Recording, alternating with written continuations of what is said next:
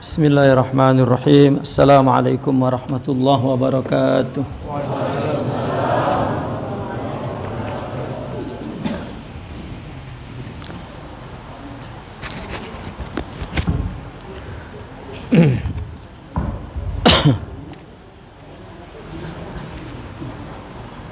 Alhamdulillah alladzi as'ada qawalibal asfiya bil mujahadah wa as'ada qulubal awliya bil musyahadah wa halla alsinata salikina bil dzikri wa jalla khawatiral arifina bil fikri wa habasa murada az-zuhadi ala sadad wa khallasa ashbahal muttaqina min dhulmi syahawat wa saffa arwahal muqinina an dhulmi syubuhat wa ashhadu an la ilaha illallah wahdahu la syarika lah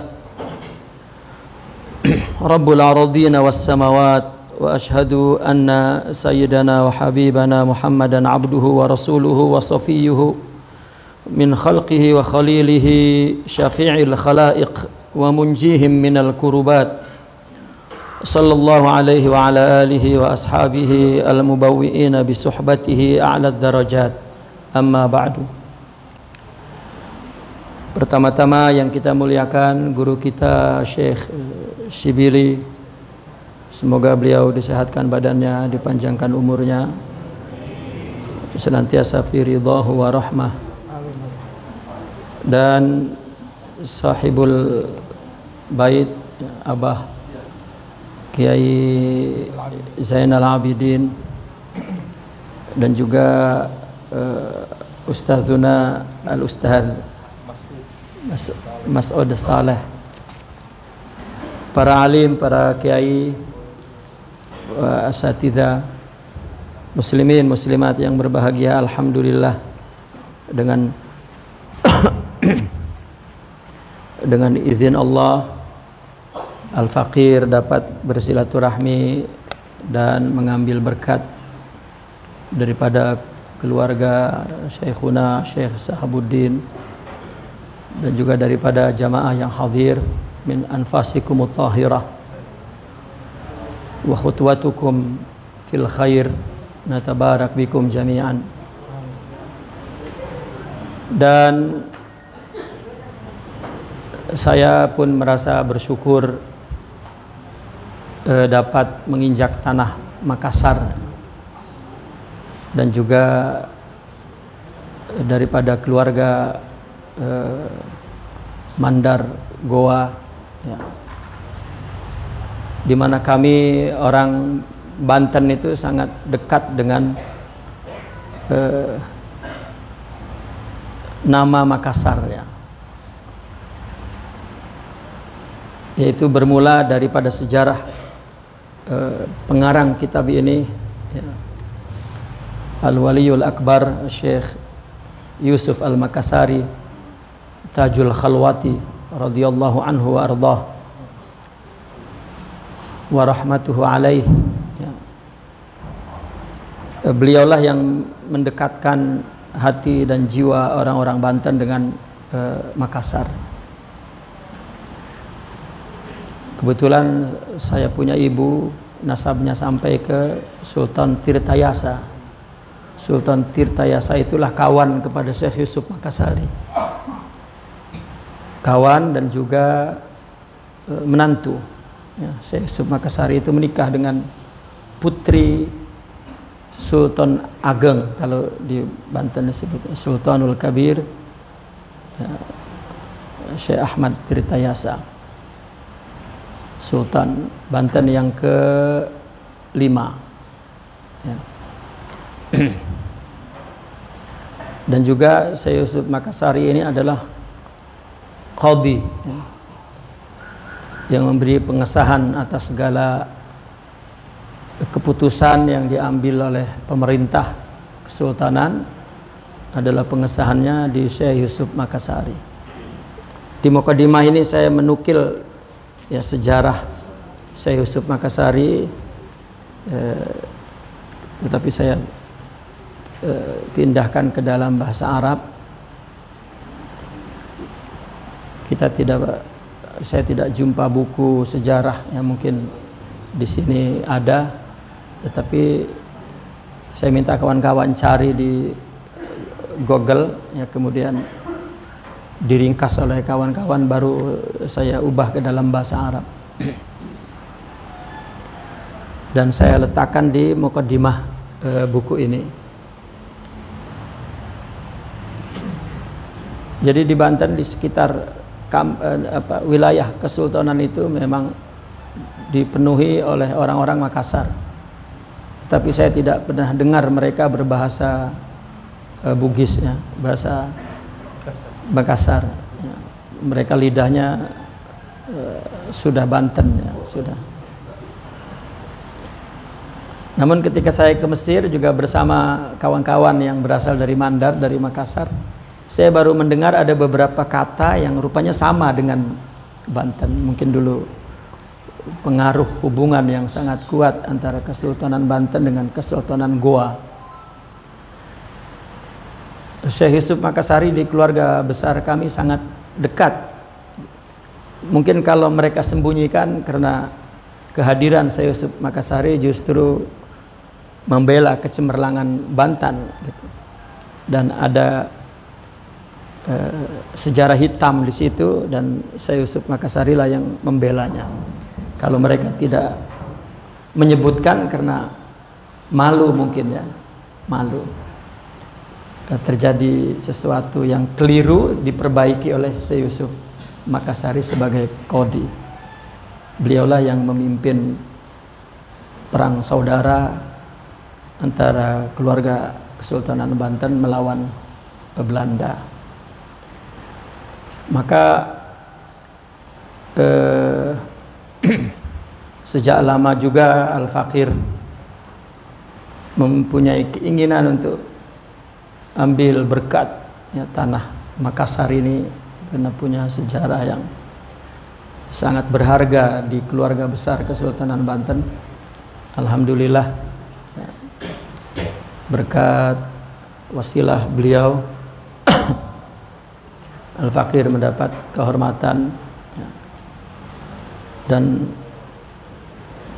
saya sering berpikir itulah fitnah daripada YouTube, ya. Itu saya menyebutnya fitnah daripada YouTube. Al-Faqir mujarrad al-khadim, ya. Saya tak ada apa-apa, hanya seorang khadim kepada ilmu, kepada ulama, ya, kepada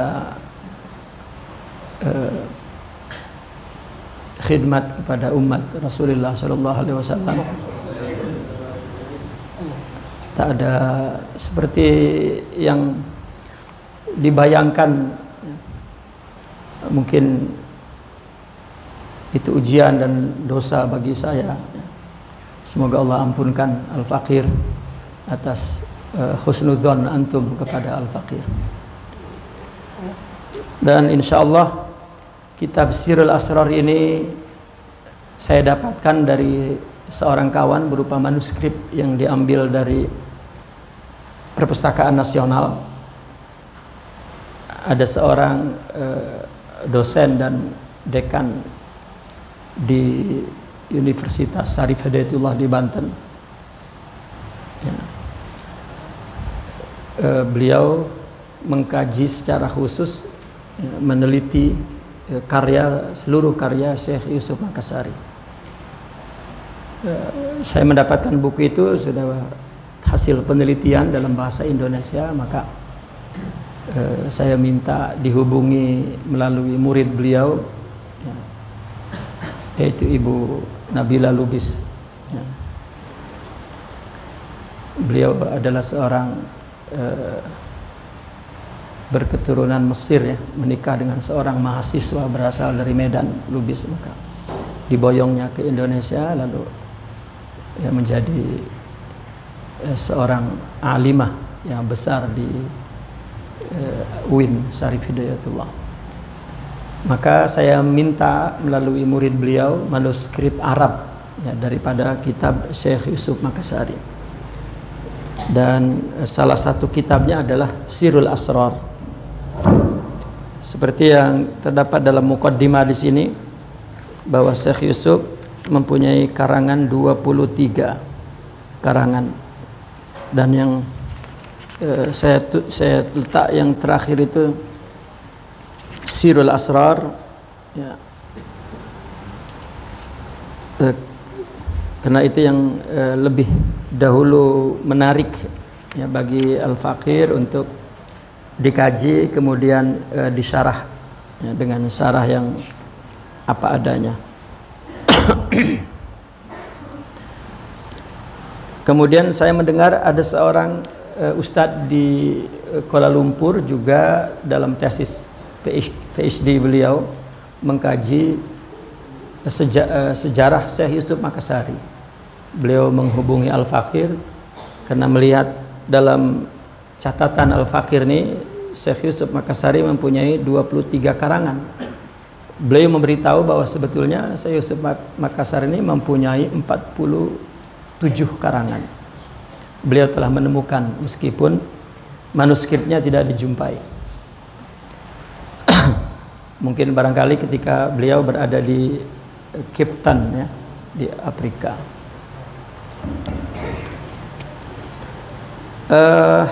Saya tidak mengulas sejarah beliau karena sejarahnya yang saya tulis ini justru yang langsung berkenaan dengan kehadiran Syekh Yusuf Makassari di keluarga Kesultanan Banten, sehingga beliau dibuang, dan kemudian sejarah yang ringkasannya saya terima dari kawan-kawan,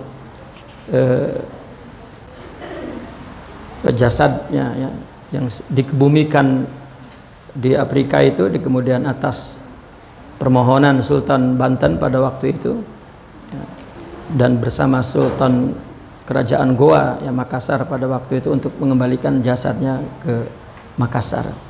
Ya, saya sendiri sangat berkeinginan untuk ziarah ke Makassar ini kepada kedua tempat, pertama ke Syekh Yusuf Makassar dan kedua ke Wajo ya. Wajo itu ada kubur Syekh Jamaluddin Kubro ya. Jamaluddin Kubro itu ayah daripada Nurul Alam. Nurul Alam itu ayah Syekh Maulana Hasanuddin, dan kami punya silsilah itu kepada putra Maulana Hasanuddin yang kedua, Sunya Raras gitu. Nah, kuburan artinya datuk kami di Wajo itu ya. Jadi alhamdulillah pada hari ini Allah mentakdirkan Al-Faqir ya, dapat menginjak ya, tanah yang di hati kami orang-orang Banten sangat dekat ya, Makassar, Wajo, dan Syekh Yusuf Makassari. Alhamdulillah. Bahkan yang sebenarnya Al-Faqir lah yang mendapat berkat daripada antum semua, dan itu merupakan kesyukuran ya, kami Al-Faqir kepada Allah Subhanahu wa Ta'ala. Kemudian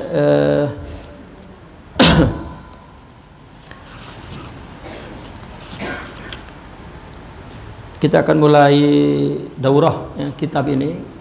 Kita mulai di halaman 15 ya. Mungkin Al-Faqir akan membaca kitab Sirul Asrarnya, adapun syarah yang Al-Faqir tulis ya, tidak saya baca, hanya terus mungkin saya sarahkan langsung. Sebelum itu, kenapa saya memilih kitab Sirul Asrar ini? Karena saya mengagumi manhaj penulisan kitab ini. Beliau memulai daripada Nataij ya. Kitab ini kitab tasawuf ya, kitab tasawuf yaitu kitab tarikat. Jika tasawuf itu maknanya dibagi dua ya. Pertama, apa yang sudah kita kenal dengan istilah tarikat. Yang kedua adalah hakikat. Dulu mungkin di abad pertama, kedua, ketiga tidak muncul ilmu hakikat ini karena surah, majlah atau jelmaan kandungan-kandungan hakikat itu masih nampak dilihat. Seperti zaman sahabat, ketika kita ditanya, kenapa dulu di zaman Rasulullah tidak ada istilah-istilah hakikat ini? Karena hakikat itu adalah sebuah takbir, ya, sebuah ungkapan, terminologi untuk sebuah kesempurnaan rohani yang surahnya, majalahnya, orangnya katakan bukan tidak ada, tetapi tersembunyi, bukan bersembunyi, tersembunyi oleh pemahaman kita yang keliru terhadap agama. Jadi kita tidak berjumpa ke roh jiwa yang memiliki kemurnian agama itu. Orang beragama sudah sangat maddi, materialistik, ya. Dan pandangan agama pun lebih kepada pandangan dunia, kedudukan dan lain sebagainya. Maka dia tidak melihat potret, ya, kemurnian jiwa agama itu di dalam seseorang. Maka ketika hilang sosok itu dari pemahaman agama, maka muncullah istilah-istilah hakikat itu.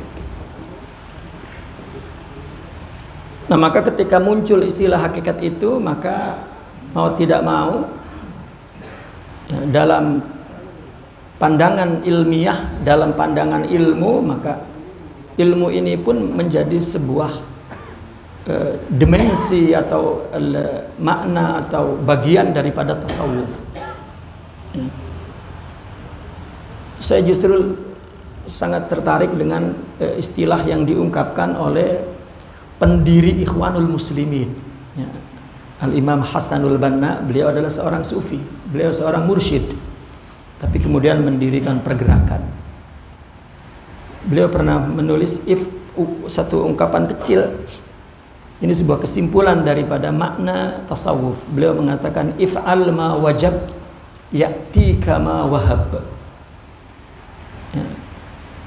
Ini menggambarkan dua makna tasawuf. Makna yang pertama, makna yang sudah kita pahami sebagai makna tarikat atau tazkiyah atau tarbiyah, mujahadah, muamalah. Yang kedua, yang sering kita dengar tentang kasyaf, ya, hakikat, ya, mukasyafah. Ini adalah wahbi, anugerah Allah. Ya, sebetulnya menurut pengakuan para aulia, para arifin, bahwa kasyaf, ma'rifat, usul ini tidak ada jalan kita untuk kasab, usaha untuk mendapatkan ini. Ini murni anugerah Allah Subhanahu wa ta'ala. Namun maka disebut mukasyafah, ya. Namun ini diperoleh adalah dari upaya tarikat.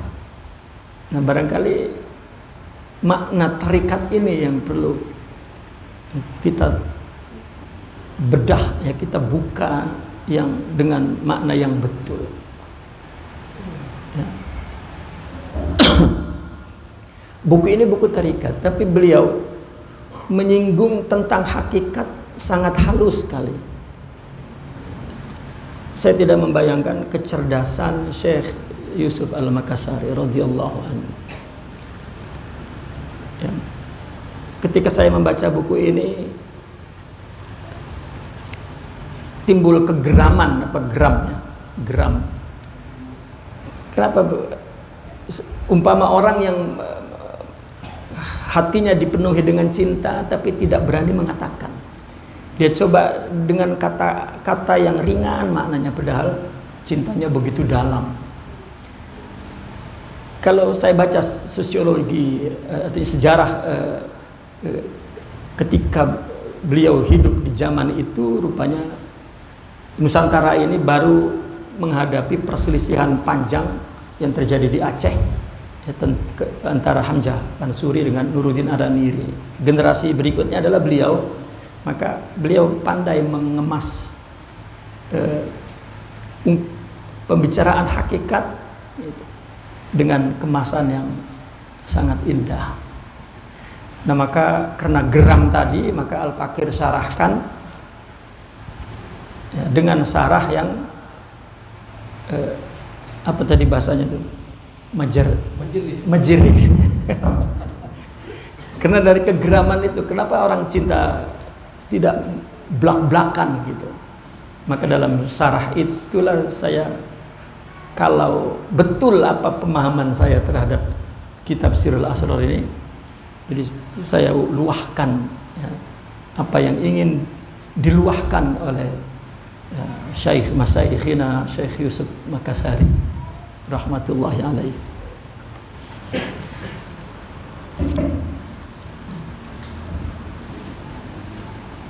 Itu sebab beliau menyemat kandungan kitab ini dengan nama Sirrul Asrar ya. Bismillahirrahmanirrahim. Wassalatu ala Sayyidina Muhammadin wa alihi ma'at taslim. Alhamdulillah alladzi laisa kamitslihi syai'. Wassallallahu ala maulana Muhammadin ma laisa lahu fai'. Wa ala alihi wa ashabihi minal ansari wal muhajirin wa ala jami'il anbiya'i wal awliya'i wa tawabi'ihim ajma'in, amma ba'd. Itu kata fai' ya. Meskipun merupakan min badi'iyatil kalam, tetapi juga mempunyai makna yang serasi. Kepada Allah ya, segala puji yang tidak ada sesuatu pun yang menyerupainya. Selawat kepada Rasulullah, ma laisa lahu fai, yang tidak memiliki bayangan. Fai maknanya zil ya, bayangan. Dan kepada keluarga dan sahabatnya daripada Ansar Muhajirin dan semua anbiya wal auliya dan para pengikutnya semua. Qala radhiyallahu anhu wa nafa'na bihi wa bi'ulumihi fi daraini amin ya rabbal alamin. Fa hadhihi risalatun fi ghayatil ikhtisar. Ini adalah satu risalah ya, yang ditulis oleh beliau sangat ringkas. Namanya Sirrul Asrar. Samainaha bisirril asrar. Nafi'atan insyaallah taala li dzawil basirati wal absar. Ya, beliau mengatakan kitab ini sangat manfaat, tetapi bagi orang yang memiliki mata hati. Lalu di bawah itu saya menulis, mensarahkannya Sirrul Asrar ya.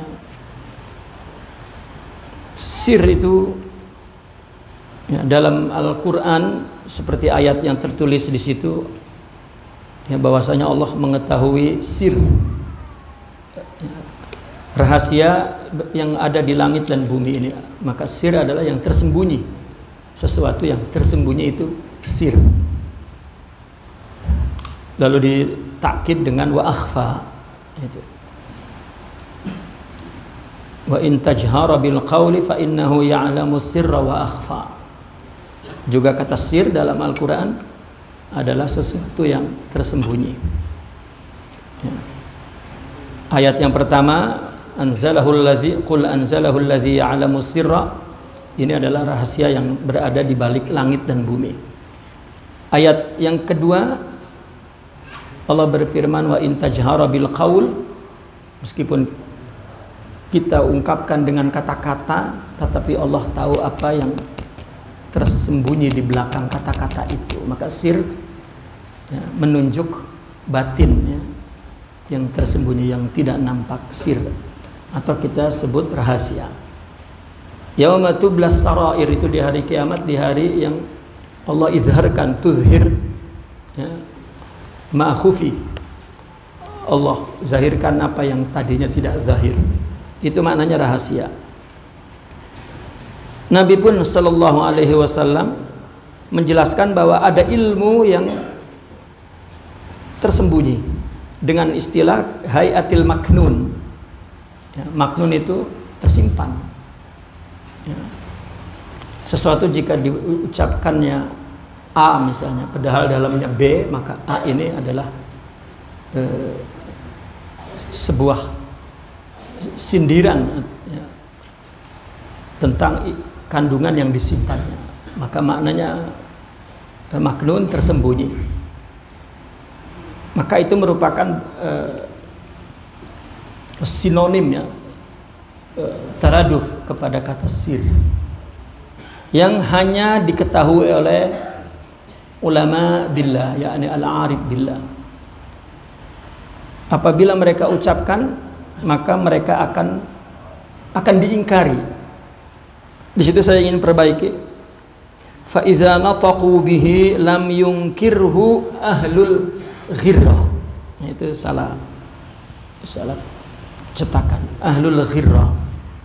Apa makna al-ghirrah? Adalah al-ghaflah fil yaqdha. Lalai dalam jaga. Gitu. Ya.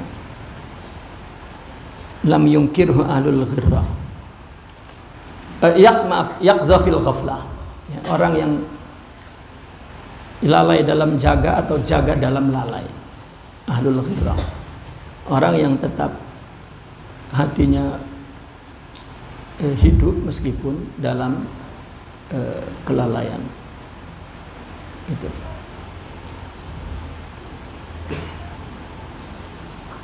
Maka ilmu yang tersembunyi, maka ada yang tersembunyi. Lalu ada ungkapan orang sufi menggunakan kata sir, as-sirru la yufsiduhu syaitan wa la yaktubuhu al-malakan wa yasta'thiru bi ilmihi al-jabbar wa la taqifu alaihi al-aghyar. Sir adalah sesuatu yang setan tidak dapat merusaknya, malaikat tidak dapat menulisnya, dan itu hanya diketahui khusus oleh Al-Jabbar Allah. Dan Al-Aghyar manusia la taqifu alaihi, ya, tidak ngeh,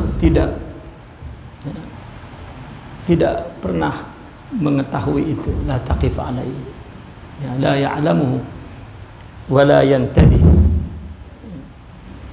Jadi ada ilmu-ilmu yang tidak disadari oleh orang. Ada sesuatu yang tersembunyi, itu sir adalah rohani. Makanya saya pernah mencontohkan ya, saya sering mencontohkan seorang istri ya, ketika mau marah dengan suami, jangan keluar dari lidah, karena lidah ini bagian daripada anggota amal, nanti tertulis oleh malaikat jadi buruk. Jadi kalau mau marah, tutup, marah aja dalam hati, itu malaikat nggak bisa nulis. Istri misalnya marah dengan suami, tutup mulutnya dan caci maki habis. Ya, mau bicara binatang apa semua ucapkan, tapi dalam hati itu tidak ketulis malaikat. Kalau terucap ketulis, karena itu yukhalifu syariah, ya, menyalahi agama dan akhlak.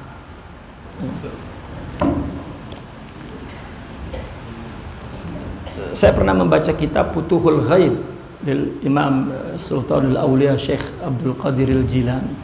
Saya sering ajak istri saya baca kitab itu. Di situ ada ungkapan Sidi Abdul Qadir, ya, seseorang jika mengeluhkan musibah dan kesakitannya, padahal hakikatnya itu dari Allah, maka dia jatuh di mata Allah. Sudah ya, tidak dipandang oleh Allah. Ya, itu saya baca dengan istri saya tuh, saya tunjukkan. Jadi kalau istri saya mengeluh, saya cari kitab itu, buka halaman itu, terus saya ngomong. Ya. Jadi mudah saja tunjukkan begitu. Kamu mau jatuh di mata Allah. Ya. Maka sir itu adalah sesuatu yang tersembunyi, yang setan tidak merusaknya. Ada dalam kitab yang ditulis oleh Syekh Ahmad Ar-Rifai, ya, kitabnya berjudul Ahlul Haqiqah, isinya hadis. Di situ ada hadis bersanad di kalangan orang sufi tentang ikhlas. Ketika ditanya mahwal ikhlas, ya, terus ada anak-anak dari situ, kami bertanya dengan guru mahwal ikhlas, dia pun bercerita, dia bertanya kepada gurunya mahwal ikhlas, maka sirrun min asrarillah, yang dijawab oleh Rasulullah SAW. Jadi ikhlas itu juga bagian daripada sir itu maknanya adalah sesuatu yang tersembunyi, dan ikhlas sebagai sampelnya. Maka sir itu sebetulnya yang ada dalam jiwa kita, ya, tersembunyi. Maka orang sufi juga menyebut akhlak sifat yang abstrak, karakter dalam jiwa ini juga sir. Jadi kata sir menunjukkan kepada tempatnya dan juga isinya. Sir adalah karena tempatnya tersembunyi, maka isinya juga disebut sir. Maka di dalam tasawuf kalau disebut sir itu adalah akhlak. Ya. Kenapa orang sufi membuat istilah lain, tidak cukup dengan istilah akhlak? Karena orang-orang ahli filsafat telah memberikan definisi akhlak, ya, itu definisi akhlak itu mengacu kepada perilaku zahir. Maka akhlak adalah perbuatan yang dilakukan bi ghairi rawiyatin wala fikrin, katanya. Ini saya ingat, ini muqarrar di Al-Azhar, ya, yang dari Al-Azhar, ya, baca kitab akhlak itu, ya, definisinya seperti itu. Jadi perbuatan manusia yang dilakukan tanpa pikir panjang, artinya sudah jadi karakter. Nah, maka akhlak itu definisi dari zahir. Maka kena tasawuf adalah pembahasannya tentang ruh, tentang jiwa, maka dia membuat istilah-istilah dan juga punya argumentasi secara bahasa, juga dalil-dalil dalam Al-Quran dan hadis. Sir sama dengan nur, sir sama dengan nafas, ya. Ruh maksud saya, ruh, ya. Jiwa. Maka sirul asrar, saya menganalisa dari karya Syekh Yusuf Makassari. Ya. Imam Ibn Atham juga mengatakan, mastudi'a fi ghaibis sarair zuhara fi syahadati zawahir. Ini hikamnya sampai di situ. Al-Anwar itu sebetulnya masuk ke maqaya, itu terpisah, meletakkan wawunya salah itu. Mastudi'a fi ghaibis sarair zuhara fi syahadati zawahir. Itu hikmah. Hikmah yang kedua, al-anwar matayal qulubi wal asrar. Nah, kata al-asrar di sini seperti hikmah yang pertama, mastudia, ya, tidaklah sesuatu yang tersimpan fi ghaibis sarair, as-sarairil ghaibiyah, ya. Ghaib asalnya na'at, ya, as-sarairnya man'ut, tapi kemudian man'ut, na'atnya itu dijadikan idhofah, mudhaf. Jadi ghaibus sarair li ajli ta'kid, ya. Artinya sesuatu yang disimpan rapat dalam-dalam gitu, mesti muncul dalam perilaku zahir sebagai saksi apa yang terdapat dalam batinnya. Maka seperti cinta kan, jika ditahan itu sebetulnya bukan makin tertutup, ya, makin nampak. Karena mungkin pandangan mata, gerak-gerik itu mungkin lebih jelas daripada ucapan. Ucapan boleh ditipu, tapi syahadatul zawahir, persaksian dari anggota tubuh itu tidak dapat diingkari. Orang marah kan mesti mukanya merah, meskipun disenyum-senyumkan kan gitu. Jadi ada saksi zahir. Nah, maka ketika di dalam batinnya tersembunyi sesuatu, maka akan nampak. Nah, tasawuf itu bagaimana memperbaiki batinnya itu. Karena apa yang dibahas oleh fikih itu bagian zahirnya, ya, ungkapan daripada batin gitu. Artinya sir itu sembunyi, ya. Maka secara bahasa pun asir ma yuktam, ya, sesuatu yang ditutup. Sir juga taradub, sinonim dengan kata al-asal. Karena yang muncul itu fara', itu ungkapan daripada asalnya. Tadi orang marah, kelihatan mukanya merah, ini kan fara' namanya. Asalnya adalah yang tersembunyi itu. Maka asir jadi sinonim kata al-asal. Wa jawfu kulli syai' batinnya, walubuh intinya, dan ila akhirih, banyak di situ. Di dalam istilah hakikat sendiri, sir adalah latifatun muda'atun fil qalbi. Latif, sir itu adalah sesuatu yang halus, yang disimpan di dalam hati, jadi tidak kelihatan. Diumpamakan seperti ruh dalam tubuh. Ruh kan tidak kelihatan, yang kelihatan tubuh. Bal al-tab minhu, bahkan sir lebih halus lagi, karena sir adalah sifat ruh. Jika ruh saja dalam tubuh itu sudah tidak tampak, maka sifatnya tidak ada orang sufi menyebut melainkan sir. Kalau dia sebut nur, itu materinya lah, katakan nur, tapi bukan nur yang ada di zahir. Nur, meskipun sama-sama nur, tapi nur yang kita lihat oleh indera, ini materinya ya elektrik ya. Tapi kalau nur yang ada di ruh, materi lain, benda lain ya. Karena dia bercahaya, sehingga dia dapat melihat sesuatu yang gaib, yang gelap ya, seperti melihat hakikat Allah pada diri manusia ya. Nah ini disebutnya sir gitu. Karena sir ini menyingkap, melihat, kasyaf, maka disebut nur, seperti menyingkap, kelihatan sesuatu. Jika ada nur ya, yang tadinya gelap, maka kelihatan. Jadi itu kata sir. Maka apa maksud daripada Syekh Yusuf di halaman 17 itu dibawa, warubbama aradal muallif bihadal ism lirisalati an yaftahallahu asraras suluk wa syuhud ala sirri salik. Jadi barangkali saya Yusuf menamakan sirrul asrar ya, itu sebuah doa. Semoga Allah membukakan asrar. Asrar itu jiwa ya.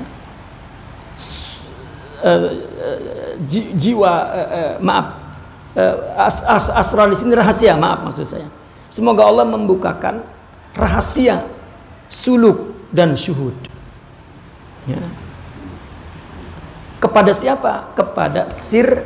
Nah ini baru jiwa, ruh as-salik.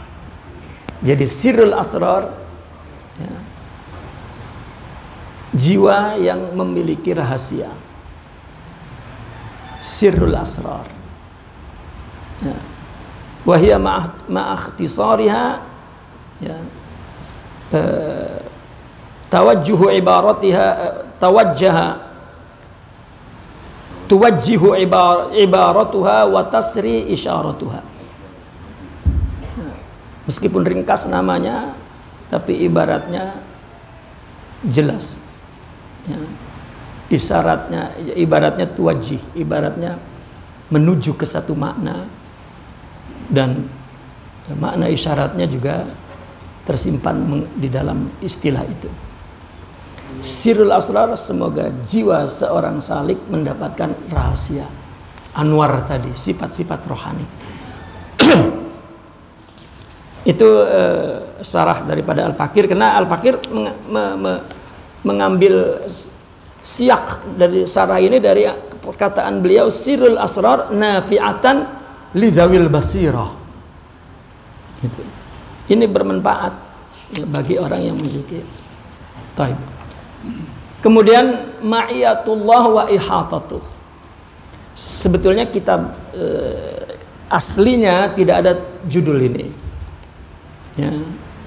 Ulama dulu menulis tanpa ada taksim ilmi gitu, tanpa bukan penulisan ilmiah, ada pembagian fikrah, pemikiran, ada pengelompokan tema gitu. Beliau nulis saja, kita yang baca itulah yang menangkap berapa tema yang dibahas di situ dan berapa bagian pemikiran yang diurai di situ. Maka ketika Al-Fakir baca ya, sangat unik. Beliau tidak mengatakan wusul, syuhud, tapi beliau mengatakan ma'iyatullah wa ihatatuh. Ya. Ini saya belum pernah ketemu kitab-kitab tasawuf kecuali dari tulisan Syekh Yusuf Makassari.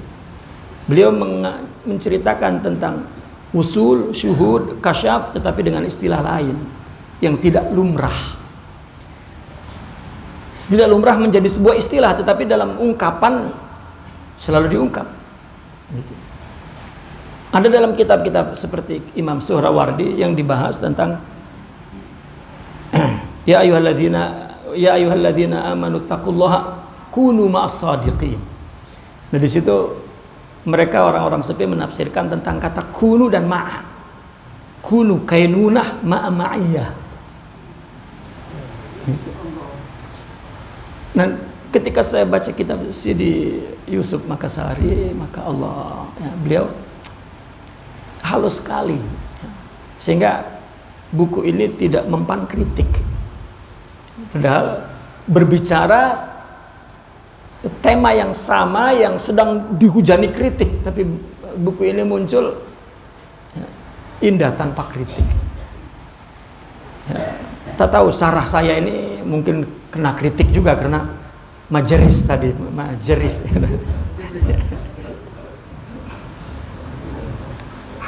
Ada dua, ma'iyatullah dan ihatatuh. Ini satu terminologi yang langka diangkat oleh Sidi Syekh Yusuf Al-Makassari. Jadi orang apabila melakukan tarikat, maka natijahnya, hasilnya akan ma'iyatullah dan akan ihatatuh. Saya cari ihatatuh itu tidak jumpa kecuali di dalam kitab Futuhatul Makkiyah. Maka saya tuang ke sini. Ya. Saya sudah curiga jika ulama bicara hakikat mesti sumbernya larinya ke situ. Meskipun dia ubah-ubah. Ya. Beliau mengatakan qala radhiyallahu i'lam ya akhi as'adakallahu ta'ala wa iyana. Semoga Allah membahagiakan engkau dan kami. Annahu yambaghi lil 'abdil 'arifis salik. Ini sudah jelas. Beliau menyindir arif yang salik. Alladzi kana li nafsihi malik. Seorang hamba yang mengenal Allah, yang berjalan menuju kepada Allah, yang sudah menguasai dirinya, tubuh ini dan sifat-sifatnya. An ya'lama anna Allah ma'ahu. Dia tidak menggunakan an ya'rifa, tetap menggunakan asal istilahnya an ya'lama. Nah, maka saya ada menulis dalam Usulul Fikri Sufi perbedaan antara ilmu dan ma'rifah. Karena kita mendengar saudara-saudara kita mengatakan kata al-arif billah itu bid'ah. Karena sahabat tidak ada al-arif billah, Sidna Abu Bakar Siddiq tidak ada. Tapi tiba-tiba muncul di abad ke-7 al-arif billah, seolah-olah ini pangkat lebih tinggi daripada sahabat. Ya. Ketika saya ditanya itu, saya tidak mampu menjawab. Bagi saya kesempatan untuk mengkaji. Ya. Saya coba mencari di beberapa kitab, lagi-lagi ketemunya di Futuhatul Makkiyah. Ya, saya rujuk ke situ. Imam Ibn Arabi dengan gamblang dan jelas membicarakan tentang istilah ilmu dan ma'rifat itu. Maka satu pasal dalam kitab yang Al-Fakir tulis itu 99% saya tulis di situ pendapat Imam Ibn Arabi antara ilmu dan ma'rifat. Bahwa asalnya adalah ilmu. Ya, boleh saya singgung sedikit? Dulu tidak ada istilah orang yang mengenal Allah itu al-arif billah, al-alim billah. Ya, karena kata ilmu lebih luas cakupannya dari kata ma'rifat. Ma'rifat ini bagian kecil dari kata ilmu. Kenapa gelar untuk orang sufi jadi al-arif tidak al-alim? Ya, itu terjadi, kata Imam Ibn Arabi, kecemburuan para salikin. Ya, cemburu kepada masyayikhnya. Karena di abad-abad kelima itu mulai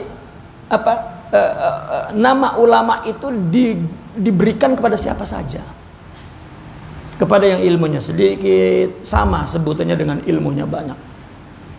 Orang alim tetapi masih hubbud dunya wa syahwat, nah sama-sama disebut alim dengan orang-orang yang wali.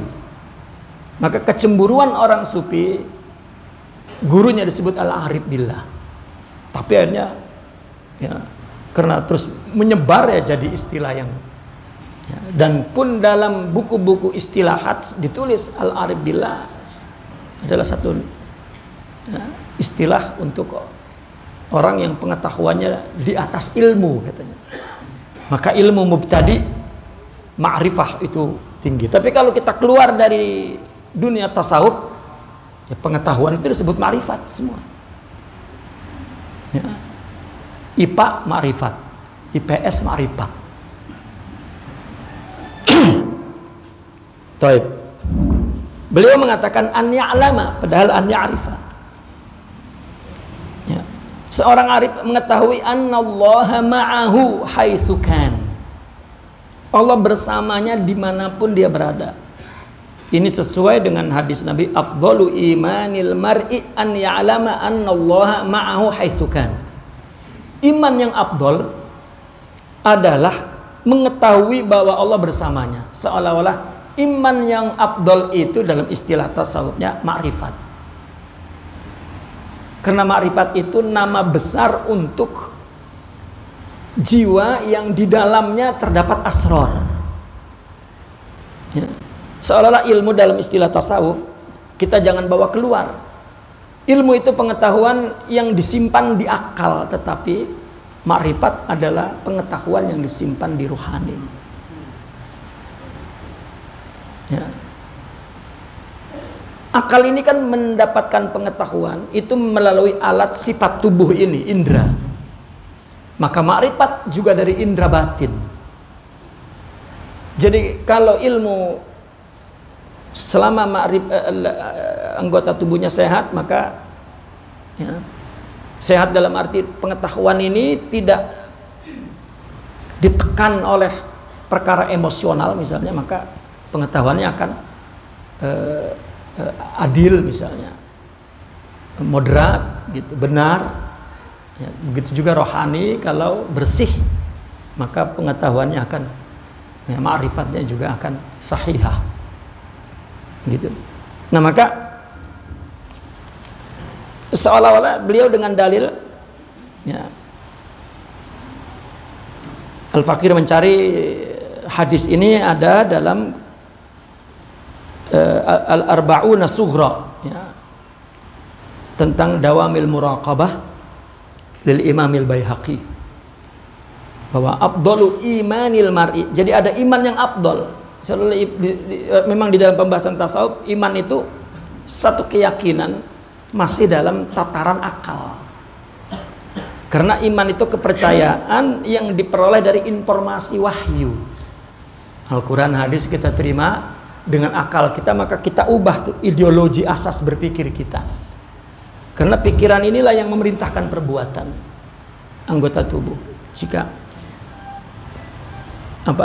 ideologinya, asas berpikirnya adalah Rabbani, ya ketuhanan, iman, maka orang akan percaya dengan perintah-perintah agama dan akan melakukannya. Namun iman yang paling afdal, iman apa yang paling afdal? Iman itu tidak ada lebih, tidak ada kurang secara hakikat ya, maka saya pernah terangkan definisi iman lebih ziyada wa yanqus, bertambah dan berkurang, itu istilah Al-Imam Asy-Syafi'i ya. Karena pendekatan ini lebih ta'abbudi, lebih kepada pendidikan ibadah. Kalau imam empat yang lain, terutama Abu Hanifah, fikihnya lebih kepada tafalsufi, logik gitu. Maka iman tidak boleh ditafsirkan kemana-mana gitu. Iman adalah ada di hati, hakikatnya. Jadi iman kita dengan wali pun sama, iman yang asal. Percaya kepada Allah tidak boleh lebih. Kalau kita mengatakan saya percaya sedikit-sedikit dengan Allah, kafir Pak. Tidak boleh. Ya, itu fitrah disebutnya kan. Gitu. Nah fitrah itu karena bendanya cahaya, maka yang ditambah terangnya. Ya, Imam Syafi'i mengatakan ziyadah wa yanqus, yazid wa yanqus. Bertambah dan berkurang bukan hakikatnya. Kalau umpama sebuah benda, hakikatnya enggak membesar, enggak mengecil, tapi cahayanya itu yang terang dan redup. Karena al-imanu nurun. Dan itu pembahasan tasawuf, maka itu sebab kullu sufiyin syafi'i. Itu jadi istilah udah di Arab itu. Setiap sufi pasti syafi'i. Tapi kan kata kul kan tidak menyeluruh ya. Tidak menyeluruh. Bahkan mereka berani membalik, kullu syafi'i sufi. Saking umumnya banyaknya begitu. Kul kan adalah majority. Kul. Nah maka iman yang afdal adalah iman yang bukan hanya di permukaan pikiran, perbuatan, tetapi iman yang sudah masuk ke dalam batin. Itu sebetulnya ada hadis lain. Nabi mengatakan al-imanu bid'un wa sab'una syu'bah. Kalau iman itu keyakinan di dalam, maka cabangnya mesti ke dalam begitu. Nabi menyebut iman itu 70 sekian cabang. Jadi kalau boleh kita ganti dengan istilah kita akar. Ya. Iman itu ini yang afdol, inilah iman yang hakiki. Ya. Inilah cahaya. Karena itu sebab orang sufi menyebut sifat tadi sir atau nur. Ya. Setelah Nabi menyebut 70 sekian cabang yang masuk ke batin itu cahayanya itu. Ya. Kemudian a'laha kalimatu la ilaha illallah, qaulu la ilaha illallah. Yang tertinggi iman itu adalah tauhid. Jadi tauhid itu akhlak. Ya, hasil daripada iman yang paling afdal tauhid. Yang wa adnaha imatatul adza anit thariq. Yang paling rendah iman itu syu'bah itu imatatul adza, menyingkirkan segala gangguan di jalan. Ya, apakah gangguan kebersihan, gangguan lain-lain lah ya, yang mengganggu. Ya, ma yu'zi. Hadis itu kemudian Nabi menyebut al-haya'u minal iman. Haya adalah ya, sampel ya, juzuk daripada yang 70 itu. Maka kalau Nabi menyebut iman itu 70 sekian, yang atas adalah la ilaha tauhid, yang bawah adalah imatatul adza. Lalu Nabi yang menyebut sampel tengahnya haya. Nah di situ siddiq, ikhlas, syukur yang disebut dalam tarikat maqamat. Maka saya sering buat istilah sendiri. Bagaimana iman yang berupa maklumat ya, kita ubah menjadi maqamat. Ya. Nah apabila sudah berubah menjadi maqamat, inilah yang dimaksud dalam hadis afdalu iman ya, iman yang paling afdal. Maka hasilnya iman yang paling afdal itu adalah ma'iyatullah, an ya'lama annallaha ma'ahu haitsukan. Ini keunikan ya, Sidna Yusuf al-Makassari ya, mengungkap hakikat berdasarkan dalil dan tidak menggunakan terminologi yang memang selalu menimbulkan kontroversi. Ya. Dan itu memang sikap orang sufi. Orang sufi ketika dia meluahkan satu istilah, lalu istilah ini dianggap yukhalifu an-nas adh-dhahir, ya, menyalahi teks agama yang nyata, maka dia tarik lagi, dia ganti lagi. Karena kata-kata bukan maksudnya tetapi makna. Ya kan orang ketika mengungkapkan cinta kepada perempuan, I love you, masih biasa, diganti lagi. Ya. Sampai akhirnya kau belahlah dadaku. Nah ini kan kata-kata menyalahi peri kemanusiaan ini. Ya, kalau perempuan yang strength diambil pisau dibelah saja dadanya. Kan ini kontroversi ini bahasanya. Nah inilah saya melihat keapikan ya Syekh Yusuf Makassari. Nah kemudian ma'iyah itu ada dua ya, dalam pembahasan ulama ma'iyah ada dua. Saya tidak banyak ya, mengurai lagi di halaman 18 di bawah ya.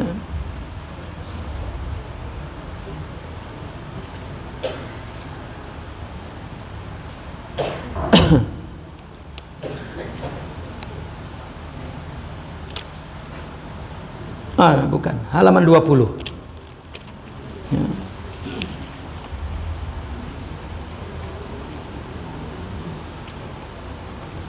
Setelah saya pun menambahkan dalil-dalil dalam Al-Quran seperti wa huwa ma'akum aina ma kuntum innani ma'akuma asma'u wa ara ya. Kana Allahu wa lam yakun ma'ahu syai ya. Itu juga kata ma'a di situ. Karena Allah ada, walam yakun tidak ada, syai'un ya, sesuatu apapun, maka selain Allah tidak punya sifat ada. Karena walam yakun syai', sesuatu tidak ada, ma'ahu ya, kalau bahasa kita ya ma'ahu, barang-barang Allah itu tidak ada kata ada tuh ya.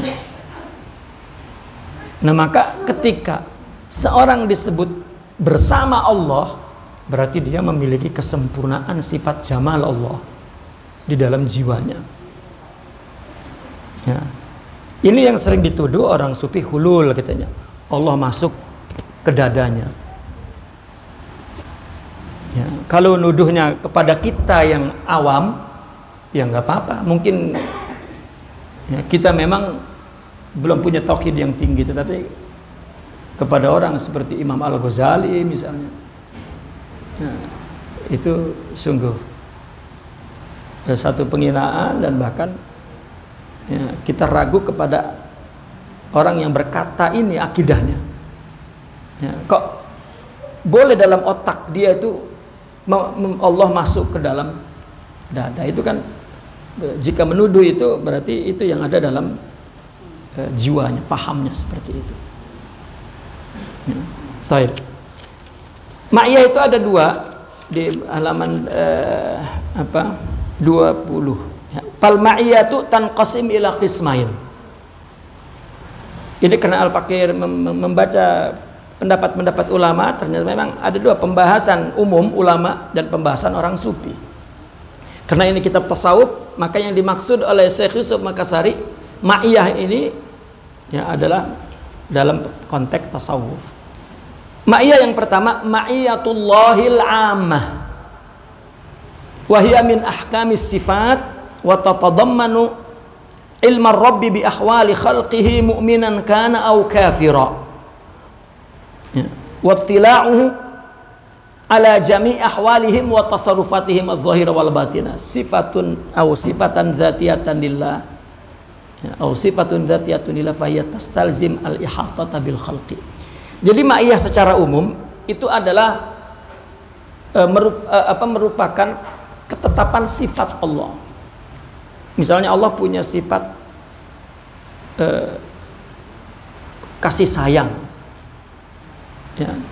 Maka sifat itu Allah berikan kepada seorang ibu misalnya kepada anaknya, seorang suami istri, manusia antara manusia, manusia kepada binatang.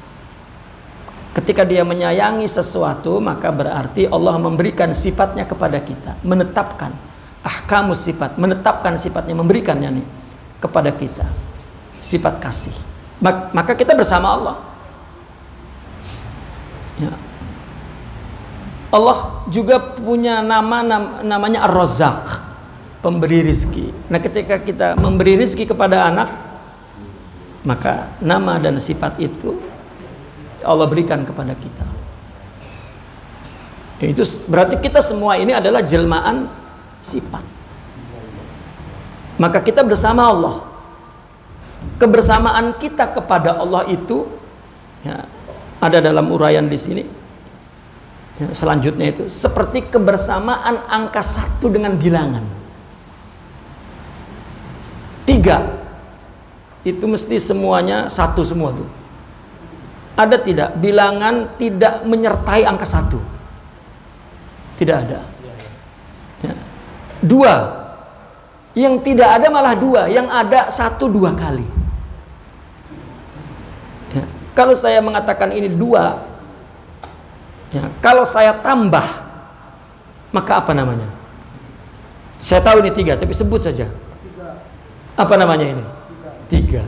Kenapa Anda merubah pikiran Anda kepada 3 setelah saya tambah 1? Yang Anda saksikan 3 atau 1? 1. Atau ini, maaf, ini apa?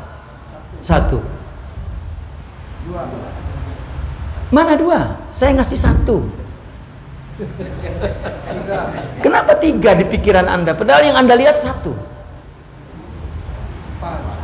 Nah, ini 2, 3, 4 bilangan itu jelmaan. Ya, yang menyertainya adalah 1, 1, 1, 1. Maka kita ini menjelma satu persatu sifat kita adalah sifat Allah. Jadi sebetulnya tanpa disadari kita bersama Allah. Ini kebersamaan umum yang tidak disadari. Maka kata Imam Yusuf, baru mereka yang menguasai dirinya, nafsunya, baru menyadari bahwa Allah bersamanya. Nah, kapan menyadarinya? Apabila sifat rohaninya sempurna. Kalau tubuh sudah sempurna. Karena itu sebab ma'iyatullah secara umum kepada tubuh ini, itu kepada semua makhluk, kafiran atau muslimah. Itu sebab bermanusia sama tubuhnya dengan kita, maka haram disakiti walau kana kafir. Menyakiti dia, menyakiti penciptanya. Tidak apa-apa, ini orang kafir. Oh, ya, murka Allah. Murka. Kan dia kafir. Ya. Kalau tidak ada gelap, maka terang apa sebutannya gitu.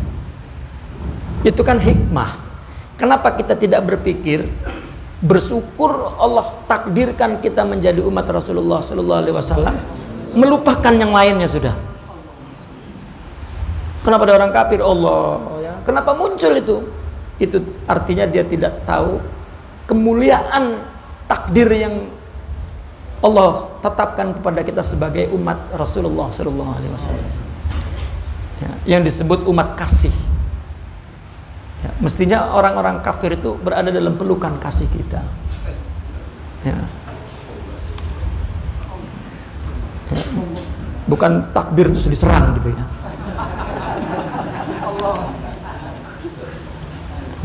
Kalau Allah maha besar, dipeluk, jangan diserang. Ini yang pertama nih, itu dalil-dalilnya. Yang kedua, baru ma'iyatullahil khasah. Ma'iyatullahil ammah ini ya kepada tubuh manusia secara umum. Karena juga sifat kasih itu, sifat-sifat Allah semua timbul dari sifat kasih.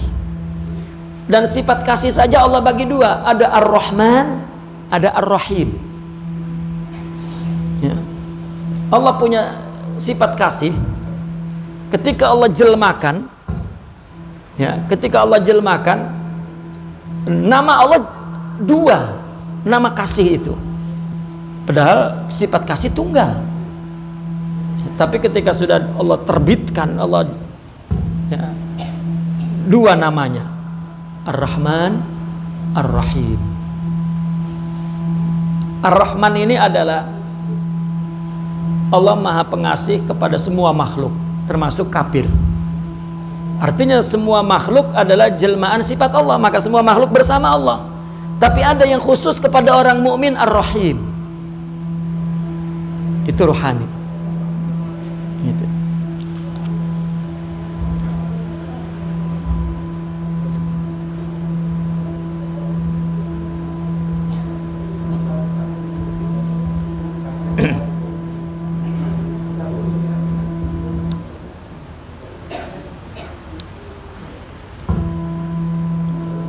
Ini yang saya matikan, mati ini.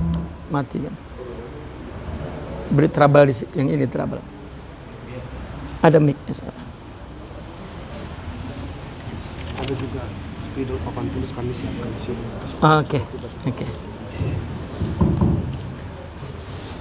Ya, sifat kasih itu satu. Sifat ya seperti seorang ibu kan punya kasih sayang kepada anak. Hanya satu kasih sayang itu. Ya, tetapi sifat kasih sayang itu terbit bisa jadi dua, satu belai, satu cubit. Ya, seorang emak cubit anaknya itu bukan keluar dari sifat benci, tapi dari sifat sayang. Belai juga begitu. Ya. Tapi mungkin orang jika terlampau marah kepada yang dikasihi mungkin membelai. Ya, membelai. Coba misalnya seorang ibu tuh, seorang istri, suaminya nikah lagi misal. Mesti dibelai-belai itu suaminya tuh. Padahal istrinya sangat marah tuh. Bang, gitu dibelai. Ya. Artinya sifat kasih itu satu tetapi keluarnya dua. Ar-Rahman makanya disebut dua nama. Ar-Rahman itu untuk umum. Ini berarti sifat Allah bersama semua makhluk. Kedua Ar-Rahim. Ya. Ya, di dalam Futuhatul Makkiyah ya, ketika beliau membahas Ma'iyah menyertai sifat Ar-Rahman Ar-Rahim. Bahkan di dalam suratul Fatihah tafsir lil Imam Ibn Arabi sudah mentafsirkan Ar-Rahmanir Rahim dengan tafsiran seperti ini. Taib.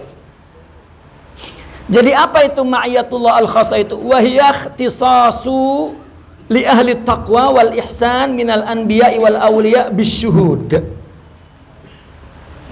Ini spesial untuk orang-orang yang takwa.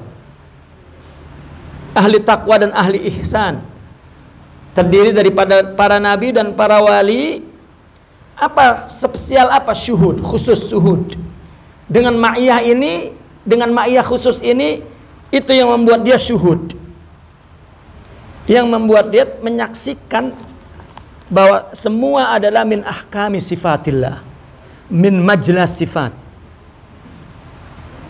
min tanazzuli as-sifat, min zuhuris sifat. Wa ta'yid birruhi minhu, dan ada dukungan rohani dari Allah. Roh di sini adalah sifat-sifat rohani. Ya, seperti Nabi mengatakan kepada Sidna Hasan ketika beliau membalas syair orang kafir itu. Ya. Ruhul Qudus tu'ayyiduk katanya. Jadi ada pertolongan dari Allah Subhanahu wa taala. Ini dalilnya la tahzan innallaha ma'ana. Ini kepada ucapan Rasulullah dalam kisah bersama Sidna Abu Bakar dalam goa. La tahzan innallaha ma'ana. Maka kebersamaan Allah itu menghilangkan hazan. Ala inna awliya Allah la khawfun alaihim wa lahum yahzanun. Itu.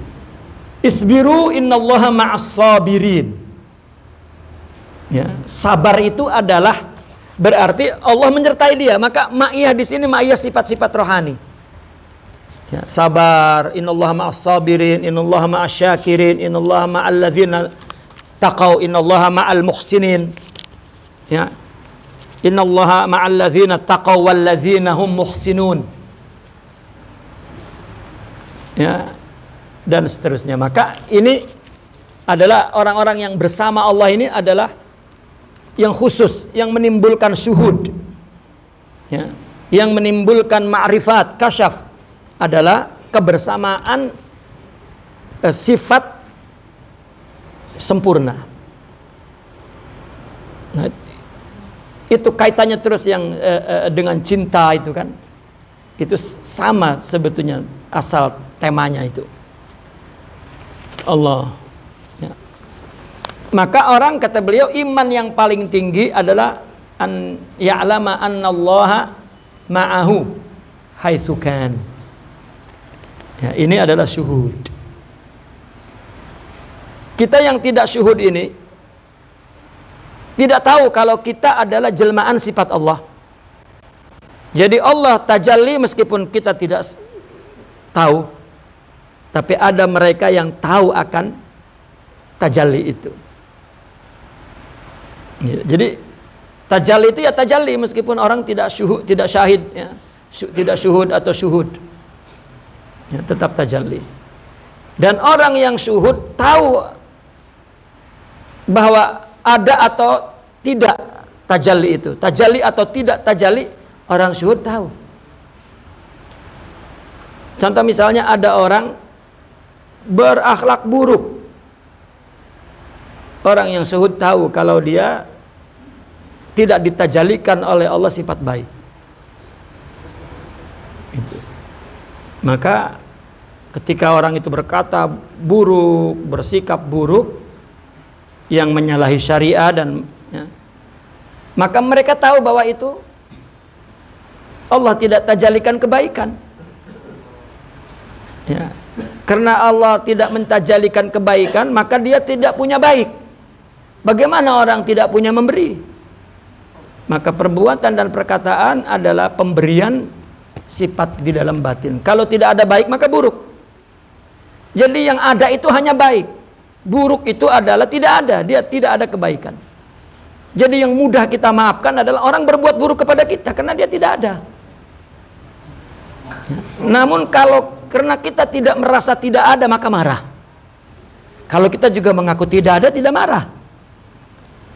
Yang dilihat adalah qudrah wa iradatuh. Ya. Ini makna ma'iyatullah yang dimaksud oleh Sidnal Imam Yusuf Makassari. Nah yang kedua, wa kadzalika yambaghi lahu aidan an ya'lama anna al-haq subhanahu wa ta'ala muhitun bil asya. Ini sudah ma'iyah muhit. Allah punya sifat ihatah. Ya. Wa kana Allahu bikulli syai'in muhita. Allah muhit, meliputi kepada segala sesuatu. Kalau Allah tajalikan sifat muhit kepada seorang hamba, maka hamba itu ya'lamu kulla syai' wa yuhitu. Ya, ini beliau sangat apik sekali dan tidak bisa dikritik. Ya. Tetapi saya buka untuk bisa dikritik di dalam syarah ini. Jadi manusia sejumlah asya, manusia juga asya. Setiap nama Allah, ya, kullu ismin min asma'illah yuhitu bisyai'. Sebetulnya nama muhit itu bukan nama sifat, satu sifat yang independen. Semua sifat Allah itu yuhit. Contoh misalnya, sifat melihat kita ini tidak dapat melihat kalau sudah ditutup dengan dinding. Tapi sifat melihat Allah yuhitu kulla syai', tidak ada penghalang. Kita tidak dapat melihat yang gaib. Sudah, kalau saya menghadap ke sana, maka yang di belakang saya tidak nampak. Kita kan, antum menghadap ke sini, antum tidak melihat yang di belakang. Itu namanya penglihatan antum tidak punya kekuatan ihatah. Begitu juga pendengaran ini, kita hanya mendengar di sini.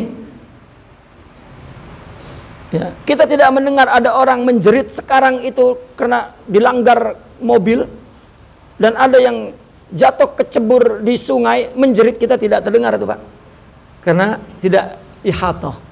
Kalau kita dikasih mendengar tidak dapat tidur Pak.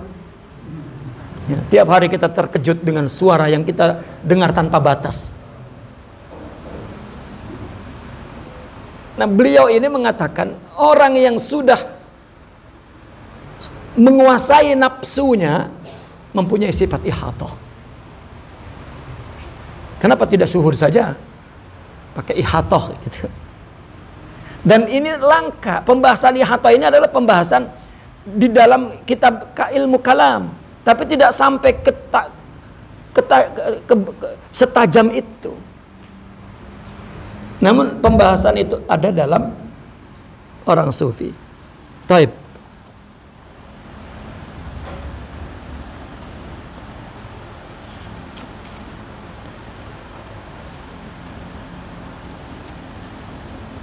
Maka setiap kita punya nama Allah, punya sifat Allah, artinya merupakan tajalli dari sifat dan asma Allah, tetapi tidak punya ihatah. Ya. Seolah-olah ihatah itu sifat tersendiri, padahal tidak. Semua sifat Allah ihatah kulla syai'. Sehingga namanya disebut muhit. Ya. Taib. Seperti ayat ini, wa kana Allahu bikulli syai'in muhita. Kalau kepada segala sesuatu berarti melihat, mendengar, mengatur, semua sifat itu muhit. Begitu tafsirannya. Nah, kita pun sebagai jelmaannya punya sifat-sifat itu, tetapi tidak ihatah. Nah, kalau dibuka ihatahnya itu syuhud. Nah, maka di dalam halaman 24, wa man tajalla alaihil muhita bit tajallil khas ahata bi riayatihi wa inayatihi wa rububiyatihi wa bi kulli karamati man tajalla asmaul husna, ya, fayumajjiduhu wa yukrimuhu wa yu'izzuhu bihaq wa yumakkinuhu wa yu'allimuhu wa yuqaddiruhu bima lam ya'lam ghairuhu minal bashar. Nah, kalau Allah tajallikan sifat muhit khusus, maka Allah meliputinya kepada orang yang ditajallikan itu dengan riayahnya, dengan inayahnya. Apa? Dengan Allah berikan, anugerahkan sifat-sifat rohani. Ya. Orang sufi menggunakan istilah riayah, inayah. Dari kata riayah, inayah, himayah, hifaz, itu makna yang sama. Tapi orang sufi mengambil dari kata yang sinonim ini, inayah dijadikan terminologi untuk mereka. Dan ini punya dalil. Ya. Iyyaka na'bud wa iyyaka nasta'in wasta'inu bis-sabri was-shalah. Ya. Maka inayah diambil. Dan kata inayah ini juga disepakati oleh ulama mutakallimin. Inayah adalah pertolongan Allah. Jadi kalau kita punya musibah, misalnya jatuh sakit misalnya, ya, atau musibah apalah, ya, kepada harta, kepada nyawa, kepada badan kita, kepada, ya, kita minta pertolongan inayah kan dari Allah. Itu jangan kita berpikir musibah ini akan kembali gitu. Tetapi Allah memberikan pertolongan, kita diberi sabar, kita diberi ridho, kita diberi qanaah, kita diberi zuhud. Itu inayah dari Allah, ya. Maka dimonopoli oleh orang sufi, inayah itu adalah anugerah rohani, hakikat iman, itu inayah. Nah, maka saya gunakan di sini, ketika Allah tajallikan sifat nama muhit atau sifat ihatah, maka berarti Allah meliputi dengan inayahnya, ya, dengan segala kemuliaan, ya, tajalli nama-nama Allah itu, maka Allah memuliakannya, menghormatinya dan lain sebagainya, menghargainya, ya, yang tidak diketahui oleh orang. Wallahu ja'ala ibadahul mustafinal akhyar lahumul ihatah. Maka Allah menjadikan hamba-hamba pilihannya memiliki ihatah itu. Bikulli ma yumkin lil mumkin an yuhita bihi minal ilmi wal qudrah wa ta'thir bil ilmi bisyu'uni salahil ibad. Ya. Ihatah ini adalah dengan segala kemungkinan, ya, kepada yang mungkin diliputi oleh ilmu, kudrah, taksir, ya, atau pengaruh ilmu untuk memperbaiki hamba. Kenapa para wali itu mempunyai pengetahuannya, mempunyai pengaruh besar dalam memperbaiki orang? Karena ihatah itu, ya, ilmunya, kudrahnya. Wa aqdaruhum alal mu'jizah, alal mu'jizatil azimah allati yatasarrafuna biha bil mawjud kal ihya wal imatah. Ini bukan imatah, imatah pakai ta, ya. Salah. lawan daripada mati, ihya wa imatata. Au tasarrufin fi jabalin, ini tentang karomat ya, itu juga ihatah. Seperti mereka mengetahui sesuatu yang telah lalu, mengetahui sesuatu yang akan datang, itu kan ilmunya ya, dibuka kekuatan ihatahnya itu, cakupannya itu dibuka ya. Seperti misalnya orang melakukan tarbiyah tazkiyah, orang 20 tahun, dia 2 tahun sudah jadi, itu kan ihatah namanya ya. Dan sebenarnya semua makhluk dapat ihatah ya. Namun mereka yang sempurna itulah min auliyaih. Nah, beliau menyimpulkan bahwa seorang yang telah menguasai nafsunya, ini kan berarti tarbiyah, tazkiyah, tasfiyah, maka dia akan bersama Allah secara khusus ya. Dan akan mempunyai kemampuan ihatah, syuhud ya. Sehingga orang-orang mereka punya kashful ghaib, menyingkap yang gaib ya. Tapi menyingkap yang gaib ini bukan mengetahui nasib orang, itu dukun namanya. Tidak ada yang tahu nasib itu ya. Menyingkap yang gaib adalah menyingkap bahwa apapun yang terjadi ini dari yang maha gaib, alladzina yu'minuna bil ghaib ya. Mereka imannya bukan ke tahap berfikir, tetapi tahap yashhadunal ghaib. Anta'budallah ka'annaka tarah, itu syuhud. Berarti dia yakshiful ghaib ya.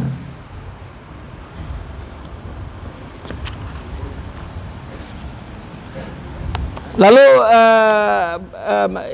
Syekh Yusuf Makassari membuat dialog sendiri ya. Fa in kulta, kalau kamu berkata, artinya kalau kamu bertanya, kaifa kana Allah subhanahu wa ta'ala ma'ana wa annahu muhitun bina aidan. Bagaimana Allah bersama kita? Bagaimana Allah meliputi kita? Wa kaifa kanat suratu tilkal ma'iyah wa tilkal ihatah. Bagaimana gambaran yang jelas tentang makna ma'iyah dan ihatah itu? Wa qad asura fahmu dzalik fi qulubina. Ya, ini susah dipahami. Wa kaifa fi adainal ma'rifata bidzalik, bagaimana kita mengetahuinya? Kita pengen tahu bagaimana Allah itu bersama kita dan meliputi kita. Wa huwa subhanahu wa ta'ala laisa kamitslihi syai' wa in kana huwa lahu kullu syai'. Ya. Sedangkan Allah katanya tidak ada sesuatu yang menyerupainya, bagaimana bisa sama? Dan Allah juga yang memiliki segala sesuatu. Wa kana huwa lahu kullu syai'. Li'anna Allah Ta'ala ma lahu had wala jiha wala hasar wala misal wala syakl. Ya, ini terus beliau bahas kepada ilmu kalam ya. Ya, itu saya melihat ini kepandaian beliau. Kenapa bicara tentang tasawuf? Pergi ke sana. Gitu. Ya, kecerdikan beliau. Ini diungkap dalam bentuk pertanyaan. Ya. Seolah-olah yang nanya tidak percaya bahwa ada orang yang bisa bersama Allah, ada orang yang bisa memiliki sifat ihatah. Tapi pertanyaannya pertanyaan yang logik. Bagaimana Allah bersama kita? Kalau aku dan engkau misalnya, kita ini boleh bersama Allah kan? Gimana bersama? Nah ini kan pertanyaan akal ya. Tapi di sarahnya tadi sudah kita duluin bahwa kebersamaan itu adalah min ahkamis sifat. Itu bukan min ahkamis sifat, itu bukan pembahasan tasawuf, itu masih pembahasan teologi itu ya. Karena orang sufi ma'iyatullah itu sudah syuhud ya, sifat kerohani bukan sifat kefisik. Nah ketika mereka punya syuhud, maka melihat apapun pada diri manusia dia melihat satu itu ya. Meskipun otaknya dia kata 7, tapi tetap yang disaksikan 1. Nah, sekarang saya tanya dengan antum, 1 itu ada berapa? Ya 1 ya. Tetapi kenapa ada 7 kali? Apakah ada 71? Ya, dan 7 adalah ilusi. Ya, maka yang kita saksikan dalam rupa makhluk itu ilusi. Yang Allah ingin jelaskan adalah 1. Tapi masih dibahas lagi oleh orang sufi.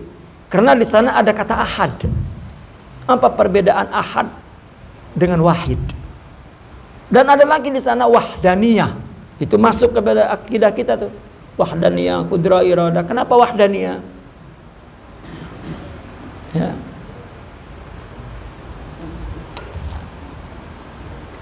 Kalau itu dibahas ini nanti nggak hatam-hatam nih. Apa jawabannya? Kita lewatin jawabannya. Kata beliau, qultu. Maka aku jawab, jami'u ma zakarta minal kalami sahihah. Ya kalau memang pertanyaannya seperti yang kamu katakan benar. Khaira anna ma'rifata dzalik wajib alaina bimujarradil iman. Ya. Namun mengetahui semua itu, ya, bahwa Allah bersama kita itu wajib. Dan itu hanya perlu diimani saja. Selesai. Wal uqul ma laha tariq ila tahqiqi dzalik. Untuk meraihnya, membuktikannya, akal tidak punya kapasitas. Ya tadi akal itu hanya ngelihat 7. Tapi batin kita melihat 1. Ya, maka ketika tadi sudah begini saya tambah tuh 1. Maka di akal kita ini 4. Gitu. Padahal yang kita saksikan dalam batin kita 1. Ya. Jadi yang punya diri itu hanya 1. 2, 3, 4, 5, 6, 7 itu tidak ada hakikat dirinya itu. Ya. Taib. Summa iza asura alaika fahmu dzalik fanadribu lakal jumlah darbal misl. Kalau susah dipahami saya buat secara ringkas perumpamaannya. Yakunu takriban li fahmik, agar mendekatkan pemahaman kamu insyaallah. Wa huwa anna Allah Ta'ala yakunu ma'iyatuhu Ta'ala ma'ana wa ihatatuhu subhanahu bina kama'iyatil mausuf ma'as sifatih. Nah, beliau ma'iyah diumpamakan antara sifat dan mausuf. Ya. Sekarang kalau saya tanya misalnya kepada kita ini, ya, kamu ada. Ya. Ada ini kan mausuf. Ada. Coba, ada kamu itu tunjukkan ke saya. Yang antum bawa itu sifat-sifat itu. Ya.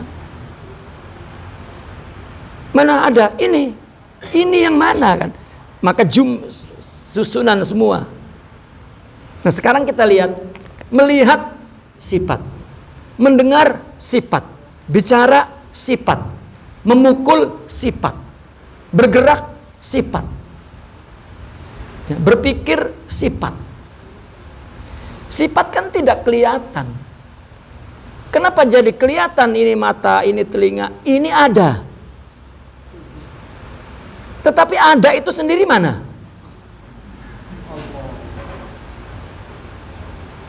Maka ilustrasinya begini. Ini kalau disinari sesuatu maka timbul bayangan. Maka kita ini umpama bayangan. Bayangan ini. Tadi kita sejak awal mengatakan bahwa kita ini jelmaan sifat. Berarti kita ini bayangan sifat. Kenapa sifat nampak? Sifat kan abstrak. Tadi kita sudah mengatakan sifat itu, kita punya sifat abstrak, nur, sir. Yang bikin dia nampak sifat wujud. Jadi yang ada itu tersimpan di dalam nur.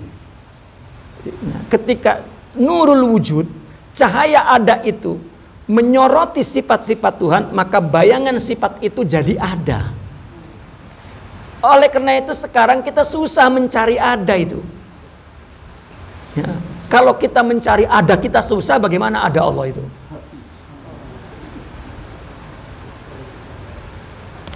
Ya. Itu sebab orang sufi mengatakan wihdatul wujud. Ya. Mau marah gimana wihdatul wujud? Wong ada itu hanya Allah. Itu. Maka bayangan sifat-sifat yang ada oleh sifat ada ini maka jadi maujud. Nah sekarang saya ada bayangannya, maka saya tanya antum, itu bayangan siapa? Tentu bayangan Rahimuddin. Itu. Dia independen atau apa? Dia independen atau tidak? Tidak, dia tidak independen. Dia tidak berdiri sendiri. Maka berdiri dengan saya. Itu.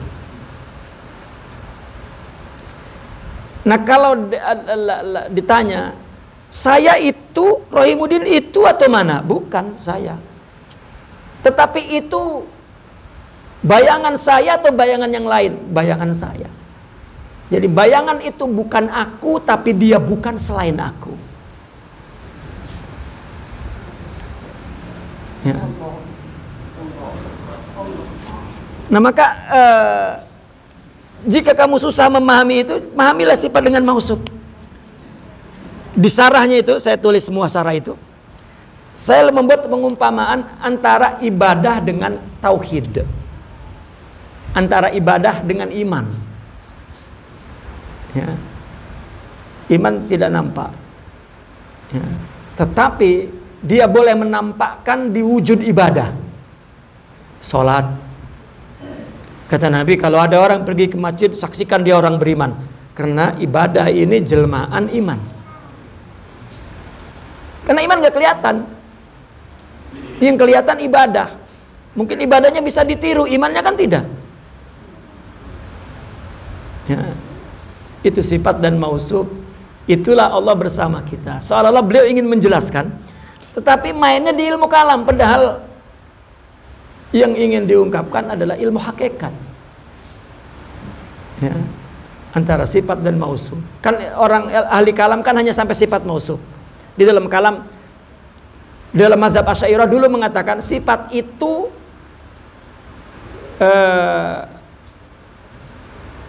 bukan zat, tetapi sifat bukan selain zat.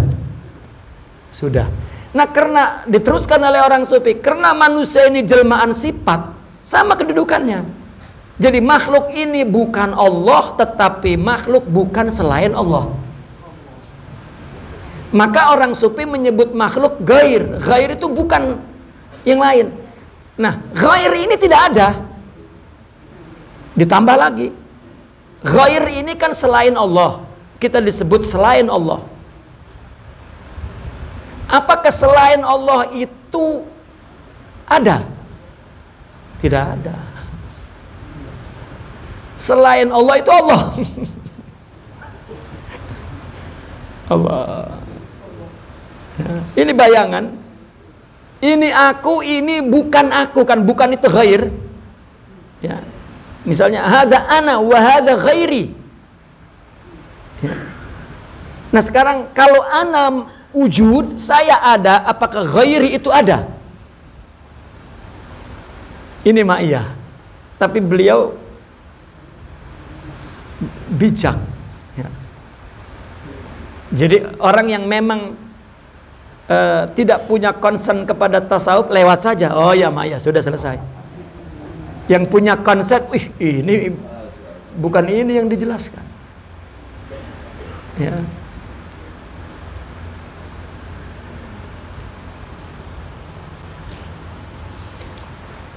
Nah kemudian yang kedua tentang ihatah. Ihatah itu beliau mengumpamakannya, yaitu antara lazim dan malzum. Ya, itu dalam pembahasan mantek. Lazim dan malzum. Contohnya seperti api dan panas. Kita kalau menyebut panas, mesti nyebut api. Api. Maksudnya panas. Karena panas itu sudah lazim di api.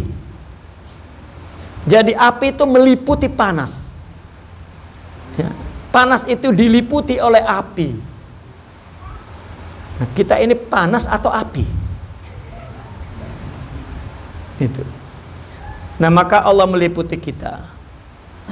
Kita keluar dari Allah.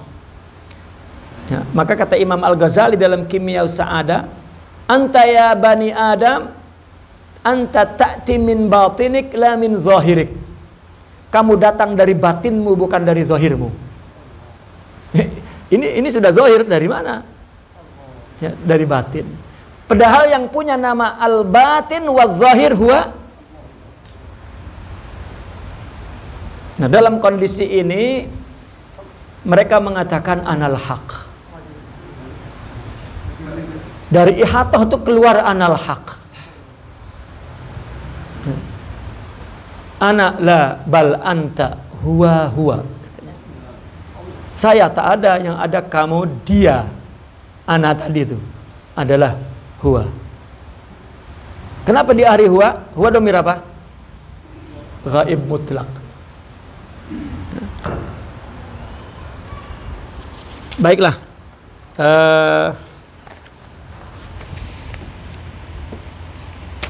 Kita sampai jam 11 ya.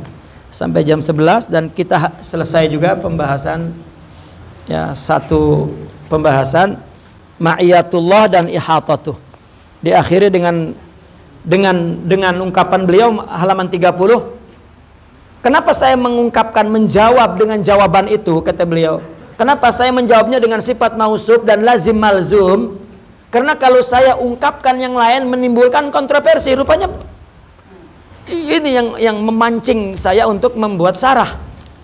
Oh ya Allah, ya. Beliau bukan takut. Ya. Dan ada dalam salah satu kitab beliau belak-belakan juga. Ya. Kata beliau, li'anna ba'dal ibaratil ladzi yakunu ghaira ma abarna. Karena kalau redaksi-redaksi lain selain yang saya ungkapkan barusan itu, wa mathalna, dan yang saya umpamakan fi ghayatil iskal, itu akan menimbulkan kerumitan. Wa fihi mazallatul aqdam, dan di dalamnya mengandung ketergelinciran orang memahami, bisa salah memahami, nanti saya pula yang dikejar, kata beliau. Wa kam minallahi waqa'u fi i'tiqadi madhhabil hululiyah. Berapa banyak yang salah memahami jatuh kepada aliran hulul wal ilhad dan ateis bisababil ibarat wa satahatil awliya. Ya. Berarti beliau mutamassik bis sunnah sangat tinggi. Karena guru beliau adalah musnid. Ya, ahli hadis yang siqat. Syekh Zakaria. Ya, itu guru beliau yang memberi gelar Tajul Khalwati. Jadi beliau juga merupakan musnid dan ahli hadis. Itu sebab ya, beliau hemat menggunakan istilah terminologi ya, hakikat, tetap dengan menggunakan istilah yang syar'i, tetapi di dalamnya mengandung makna yang sama dengan ungkapan ahli hakikat. Dan saya membahas tentang hulul di situ, nanti kita bahas. Karena beliau menyebut istilah hulul, dan sebagian orang juga menuduh orang sufi itu hulul. Itu saya menggelarinya, orang yang menilai orang sufi hulul itu dia tidak pakai otak, tapi pakai otak-otak. Naqifuna walhamdulillah, al-Fatihah.